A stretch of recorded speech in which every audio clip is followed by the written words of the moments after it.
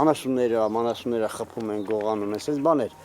Այս կողմի գյուղերը սենց շատ սահման ունեցող, սահմանի գիծ ունեցող գյուղ չկա։ Մենք սահմանա մեր մի գյուղը երևի 7-8 գյուղի հետ սահմանակից է, սահմանապահում, պահել է, մեր մեծերը պահել են, նրանք ավելի շատ։ Այսինքն 3 կողմի շրջափակման մեջ է ճանապարհը մենակ մի կողմից։ Մի հատ փոքրիկ, ասենք, քառանկյունը ոնց որ հաշվես, քառանկյունը մի կողմից, մի կողմը բաց է, 3 կողմ փակ է։ Փակա թուրքերով է փակ միայն։ Որտեղից է եկել կոթի անվանումը։ Երկու բացատրություն ունենք դրա համար։ Մեկն ասում են, որ մենք սահմանի վերջի գյուղն ենք եղել ահագին ժամանակ ու մենք այդ որ քեզ ասից պահել ենք այդ սահմանները, վերջինն ենք եղել, բայց պահել ենք։ Մեկ էլ ասում են, որ